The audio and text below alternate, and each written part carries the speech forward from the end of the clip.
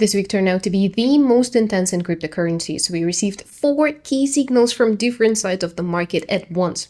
Geopolitics hit the price and Bitcoin fell below $66,000. Large holders have changed their strategy from accumulation to distribution, but at the same time, the Japanese Metaplanet continues to buy Bitcoin with hundreds of millions of dollars. And regulators of the United States have taken an important step towards Coinbase, and Google has released a new family of OpenAI models. Basically, we have a lot to discuss, and let's go. Let's start with the main price movement. In early April, Bitcoin plummeted. On April 2nd, the first cryptocurrency dropped below $67,000 and at the moment even up to $65,700. During the day, Bitcoin lost about 3%.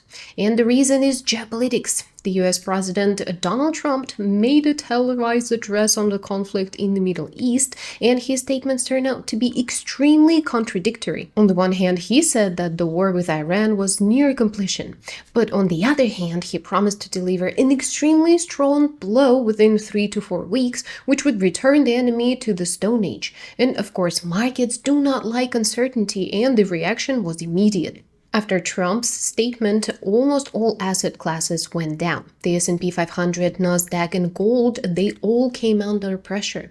And only oil showed growth. But by Thursday evening, the situation began to stabilize. And there have been reports that Iran and Oman are developing a protocol for monitoring traffic in the Strait of Hormuz. Iran's Deputy Minister of Justice and International Affairs said that the new requirements would not mean restrictions. On contrary, they are designed to ensure the safe passage of ships, and this news cheered up investors.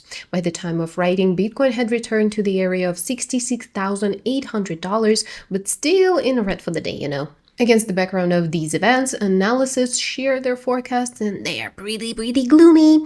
An analytic under a pseudonym Ali drew attention to the fact that Bitcoin has already adjusted by 52% from the peak of October 2025 at the level of $126,000, and this is a serious correction. He points out that on February 27 of 2026, the 50th and 200th moving averages crossed on the third-day chart, and if the historical pattern repeats, the market may enter the final accumulation window of this cycle in the becoming days.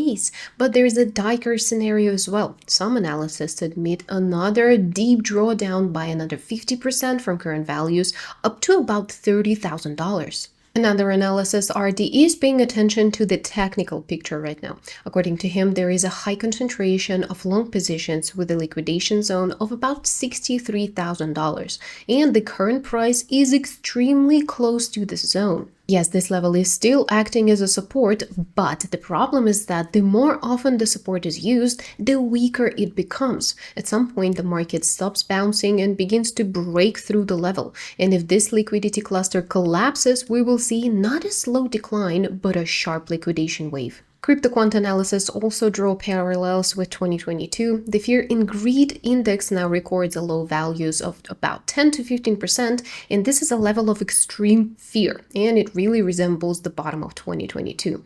But of course, there is a caveat as always. The 365-day moving average of this indicator is still too high for a complete restart of the bear market. And that is, we may not have reached the final point just yet. An additional signal is that transaction fees on Bitcoin network have fallen to the lows of 2022 and one of the lowest levels in the last 6 years. Historically, weak on-chain demand often precedes a period of increased volatility. Many traders already just want Bitcoin to go out of the range of $60,000 to $70,000 in any direction up or down. And here we come to the second important news, and it is directly related to the behavior of major players. According to Forklog and CryptoQuant, large Bitcoin holders have moved from accumulating to distributing, and this trend is a long term. And what does it mean in simple terms?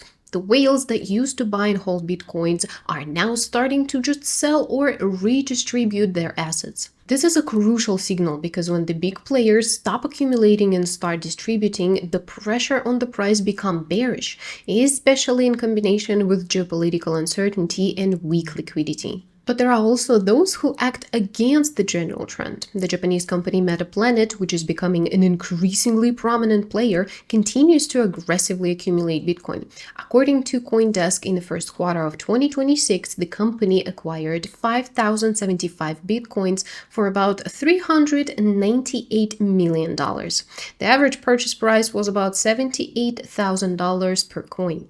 With this purchase, Metaplanet increased its total reserve to 40,177 bitcoins. In monetary terms, this is about $3.9 billion, and the average entry price for the entire portfolio is approximately $97,000 per bitcoin, and this means that the company is also at a loss at the current price. But the main interesting thing is different. Metaplanet overtook the mining company Mara Holdings and became the third largest corporate holder of bitcoins in the whole world. 21 Capital is in second place with 43,514 bitcoins. Strategy is still in the first place by a huge margin. They have more than 762,000 bitcoins. Let's move on to the regulatory news, and it's finally positive. So, the Coinbase crypto exchange has received conditional approval from the Office of the U.S. Comptroller of the Currency to establish a national trust company, the Coinbase National Trust Company. And this is the result of years of investment in regulatory compliance and engagement with regulators. Coinbase emphasizes that the right way for cryptocurrencies is through the system, not bypassing it. Here it's important to understand what the Coinbase National Trust Company will not do. Coinbase does not become a commercial bank, the company will not accept retail deposits, and it will not be engaged in fractional reserve banking. The purpose of creating a trust company is to ensure uniformity of federal regulation in the field of asset storage and market infrastructure. Conditional approval means that the exchange is ready to build the next stage of financial market development. In fact, the platform will operate under direct federal supervision, and this approval comes amid an active discussion of cryptocurrency legislation in Washington. Closer cooperation with regulatory authorities will allow Coinbase to coordinate further digital asset storage activities and create the basis for new products, including crypto payments. Let's put all four signals into just one beautiful picture. The first signal, geopolitics. Trump's statements on Iran have hit all risky assets, Bitcoin fell below 66,000, and analysts do not rule out the further fall. Second signal, large holders have moved from accumulation to distribution, and this is a long-term trend that creates bearish pressure. The third signal, some of medium-sized holders are moving to the status of large ones by increasing purchases, and that is the market is fragmented, there is no united movement. The fourth signal, regulatory positivity. Coinbase receives conditional OCC approval, and this is a step towards institutionalization and federal supervision. To summarize, I see two possible scenarios in the near future. The first one is bearish. Geopolitical crisis is intensifying, the whales continue their distribution, Bitcoin breaks through the support of 65,000 and goes to the area of 50,000 or even lower, as analysts admit. From this level, the whales will become more active and the new growth cycle will begin. And I think this is the most likely option. The second one is neutral and volatile. The Middle East conflict is entering the negotiation phase. Bitcoin remains in the range of 60 to 70,000 until a clear macroeconomic or regulatory trigger appears. In other words, a long sideways market until the end of the year. And as much as I would like to see growth here and now, unfortunately, I do not see a bullish scenario because too many factors must converge for it. But to be honest, I'm just hoping that I'm wrong. Anyways, that's all for today. Watch my full-length documentary about Bitcoin right here, and I will see you on Monday. Bye.